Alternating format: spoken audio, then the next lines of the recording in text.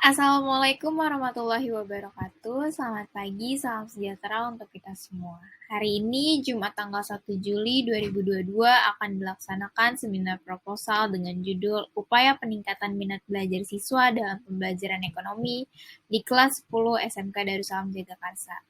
Saya Dela Natasha Liadi dengan NPM 2019-14539 dari Fakultas Ilmu Pendidikan dan Pengetahuan Sosial Universitas Indraprasta PGRI. Dalam kesempatan kali ini, saya ingin mengucapkan terima kasih kepada Bapak Rendika Valeri, SPD MPD. Terima kasih telah mempercayakan saya untuk melakukan presentasi pada hari ini. Dalam kesempatan kali ini, ada 3 poin penting yang akan saya sampaikan.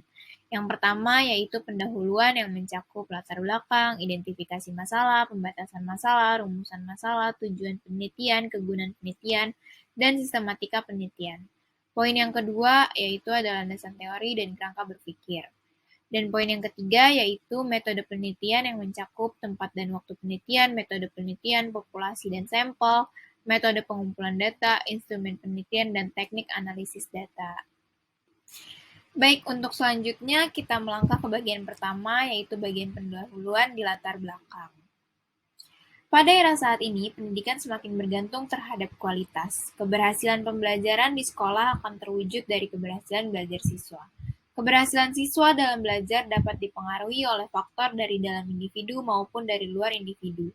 Menurut Darajat dan Fitriati pada tahun 2016, prestasi belajar yang dicapai seorang merupakan hasil interaksi berbagai faktor yang mempengaruhinya, baik dari dalam diri, yaitu faktor internal, maupun dari luar diri, yaitu faktor eksternal individu.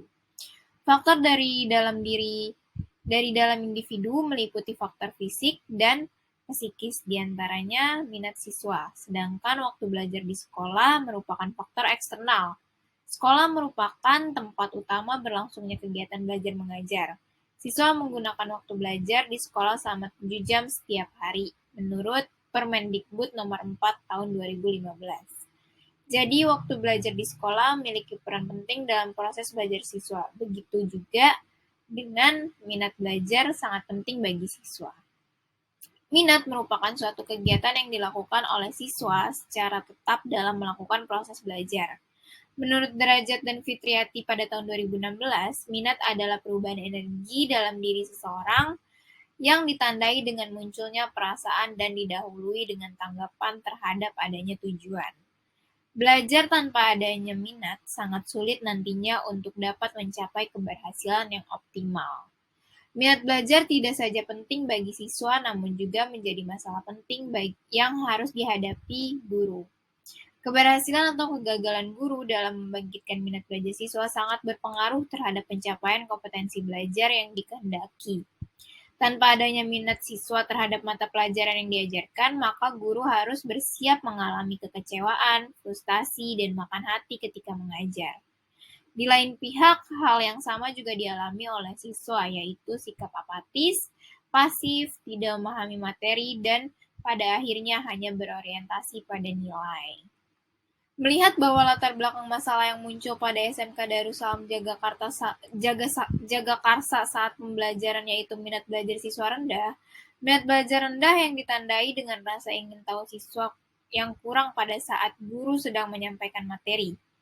Sebagian besar siswa sibuk sendiri dengan aktivitasnya dan tidak memperhatikan penjelasan dari guru. Berdasarkan latar belakang tersebut, maka peneliti tertarik untuk meneliti tentang upaya peningkatan minat belajar siswa dalam pembelajaran ekonomi di kelas 10 SMK Darussalam Jagakarsa. Selanjutnya ada identifikasi masalah, yaitu yang pertama, kenapa minat belajar siswa sangat rendah terhadap pembelajaran ekonomi. Yang kedua, perlu adanya strategi pembelajaran yang mampu meningkatkan minat belajar siswa sehingga mampu meningkatkan kompetensi siswa terhadap pembelajaran ekonomi. Dan yang ketiga, bagaimana cara meningkatkan minat belajar siswa dalam pembelajaran ekonomi di kelas 10 SMK Darussalam Jagakarsa. Adapun batasan masalah, adanya masalah dalam meningkatkan minat belajar ekonomi terhadap siswa, maka tidak semua masalah diidentifikasikan untuk diteliti agar peneliti dapat dilakukan lebih mendalam. Maka permasalahan dibatasi dalam hal-hal upaya peningkatan minat belajar siswa dalam pembelajaran ekonomi di kelas 10 SMK Darussalam Jagakarsa. Adapun rumusan masalah, berdasarkan latar belakang, identifikasi masalah, dan batasan masalah, maka dapat dibuat rumusan masalah sebagai berikut, yaitu bagaimana cara meningkatkan minat belajar siswa dalam pembelajaran ekonomi di kelas 10 SMK Darussalam Jakarta. Dan tujuan penelitiannya berdasarkan rumusan masalah tersebut, maka tujuan penelitian ini adalah untuk mengetahui cara upaya minat belajar siswa dalam pembelajaran ekonomi di kelas 10 SMK Darussalam Jakarta. Selanjutnya ada kegunaan penelitian. Yang pertama, kegunaan secara teoritis, yaitu secara teoritis hasil penelitian ini diharapkan dapat bermanfaat untuk meningkatkan minat belajar siswa dalam pembelajaran ekonomi. Yang kedua, secara praktik, itu dibagi 3 untuk siswa, sekolah, dan guru. Untuk siswa yaitu mengarahkan siswa ke arah tujuan yang ingin dicapai, yaitu meningkatkan minat belajar siswa terhadap pembelajaran ekonomi, sehingga dapat meningkatkan semangat siswa untuk mengikuti kegiatan belajar mengajar yang lebih efektif. Yang kedua, untuk sekolah, yaitu hasil penelitian ini diharapkan dapat memberikan masukan dan informasi mengenai minat belajar siswa dalam pembelajaran ekonomi. Dan yang terakhir, untuk guru, yaitu hasil penelitian ini diharapkan dapat memberikan masukan dan informasi kepada guru-guru agar bisa menyesuaikan strategi pembelajaran ekonomi dan agar mampu meningkatkan minat belajar siswa sehingga mampu meningkatkan kompetensi siswa terhadap pembelajaran ekonomi. Baik, selanjutnya ada landasan teori. Landasan teori ini terdiri dari minat belajar, pengertian minat belajar, faktor-faktor yang mempengaruhi minat belajar, manfaat minat belajar, dan indikator minat belajar. Yang pertama, pengertian minat belajar, yaitu sikap ketaatan pada kegiatan belajar, baik menyangkut perencanaan jadwal belajar maupun inisiatif melakukan usaha tersebut dengan sungguh-sungguh. Konsep minat belajar terdiri dari minat individu dan situasional. Minat individu didefinisikan sebagai minat mendalam pada suatu bidang atau kegiatan yang timbul berdasarkan pengetahuan, emosi, pengalaman pribadi yang sudah ada, dan merupakan keinginan dari dalam diri untuk memahami sehingga menimbulkan pengalaman baru. Minat belajar dapat diukur melalui 4 indikator, sebagaimana yang disebutkan oleh Nur Hasanah dan Sobandi pada tahun 2016, yaitu ada ketertarikan untuk belajar, perhatian dalam belajar, motivasi belajar, dan pengetahuan. Ketertarikan untuk belajar diartikan apabila seorang yang berminat terhadap suatu pelajaran, maka ia akan memiliki perasaan ketertarikan terhadap pelajaran tersebut. Ia akan rajin belajar dan terus memahami semua ilmu yang berhubungan dengan bidang tersebut. Ia akan mengikuti pelajaran dengan penuh antusias dan tanpa ada beban dalam dirinya. Perhatian merupakan konsentrasi atau aktivitas jiwa seseorang terhadap pengamatan, pengertian, ataupun yang lainnya dengan mengesampingkan hal lain daripada itu. Jadi, siswa akan mempunyai perhatian dalam belajar jika jiwa dan pikirannya terfokus dengan apa yang ia pelajari. Selanjutnya, faktor-faktor yang mempengaruhi minat belajar. Faktor-faktor yang mempengaruhi minat agar siswa memiliki minat untuk belajar ada beberapa faktor yang berhubungan dengan minat. Guru harus selalu berusaha membangkitkan minat siswa agar pembelajaran menyenangkan sehingga siswa dapat mencapai hasil yang baik. Menurut Simbolon pada tahun 2014 ada 3 faktor yang mendasari timbulnya minat, yaitu faktor dorongan dalam, faktor motivasi sosial, dan faktor emosional. Adapun faktor luar misalnya fasilitas belajar, cara mengajar guru, sistem pemberian umpan balik, dan sebagainya. Faktor-faktor dari diri siswa mencakup kecerdasan, strategi belajar, motivasi, minat belajar, dan sebagainya. Motivasi berfungsi sebagai motor penggerak aktivitas menurut Simbolon pada tahun 2014. Motivasi berkaitan dengan tujuan yang hendak dicapai oleh individu yang belajar itu sendiri. Apabila seseorang yang sedang belajar menyadari bahwa tujuan yang hendak dicapai bermanfaat baginya, maka motivasi belajar akan muncul dengan kuat. Selanjutnya ada manfaat minat belajar.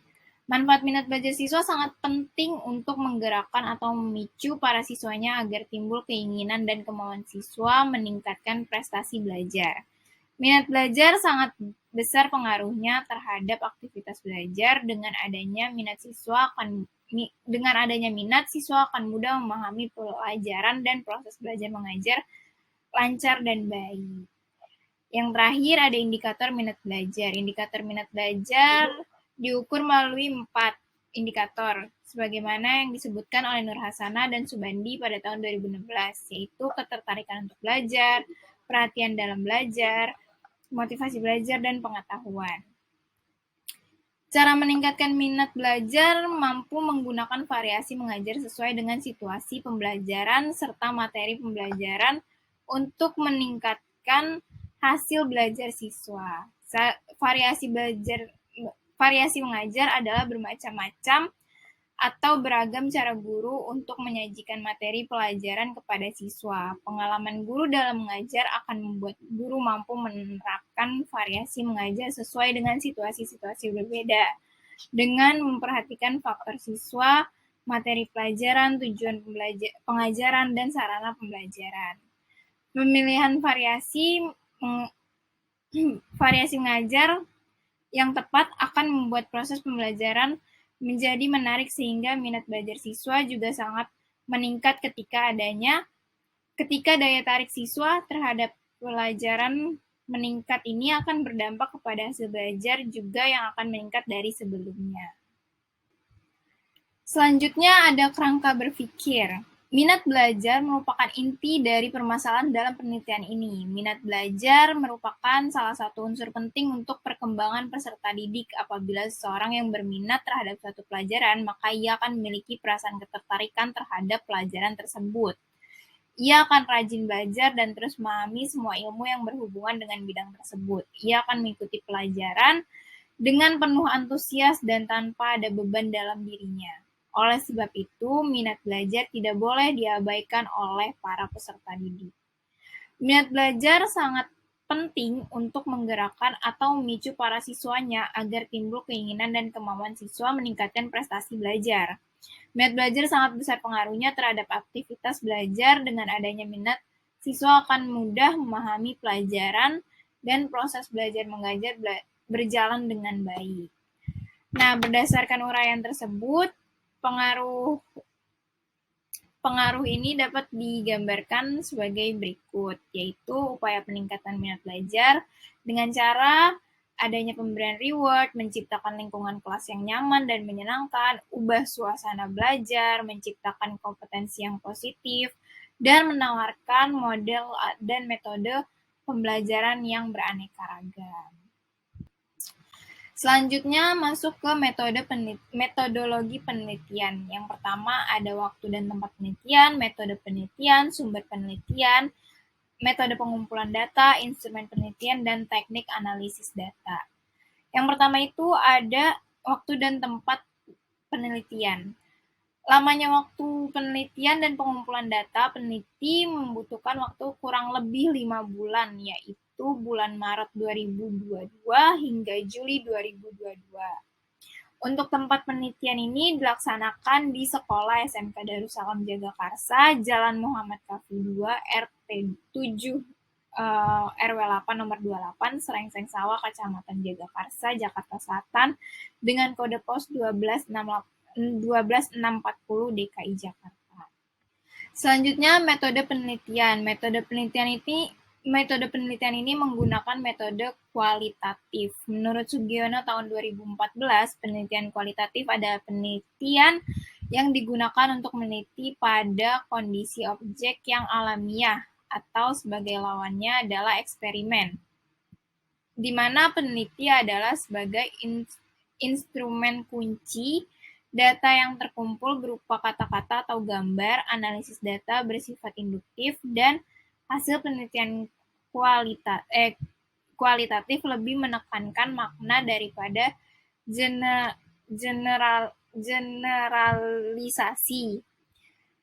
Jenis penelitian yang dipilih adalah penelitian deskriptif. Selanjutnya, sumber penelitian. Dalam penelitian kualitatif, subjek penelitian sering juga disebut dengan istilah informan. Informan adalah orang yang dipercaya. dipercaya menjadi narasumber atau sumber informasi oleh peneliti yang akan memberikan informasi secara akurat atau melengkapi data peneliti. Menurut Sugiono, informan adalah sebutan bagi sampel dari penelitian kualitatif. Sampel dalam penelitian kualitatif bukan dinamakan responden, tetapi sebagai narasumber atau partisipan, informan, teman, dan guru dalam penelitian. Selanjutnya, metode pengumpulan data. Yang pertama itu ada jenis dan sumber data. Jenis dan sumber data yang diperlakukan dalam penelitian ini adalah data primer dan sekunder. Data primer yang penulis gunakan untuk penelitian ini adalah data yang diperoleh dengan cara wawancara langsung dan pengisian kuesioner dengan para murid, serta penulis melakukan. Dan yang kedua, data sekunder dalam penelitian ini adalah dokumen-dokumen resmi, buku-buku, hasil-hasil penelitian, serta data dari murid. Lalu ada teknik pengumpulan datanya. Yang pertama itu ada observasi. Teknik pengumpulan data melalui observasi yaitu teknik pengambilan data dengan cara melakukan pengamatan langsung objek yang diteliti. Yang kedua ada wawancara. Teknik pengumpulan data melalui wawancara yaitu teknik pengambilan data dengan cara melakukan wawancara langsung kepada guru atau murid. Yang ketiga ada dokumentasi. Teknik pengumpulan data melalui dokumentasi yaitu teknik pengambilan data dengan cara mengumpulkan data-data yang bersifat fisik maupun non-fisik seperti foto, video, dokumen berharga, dan lain-lain.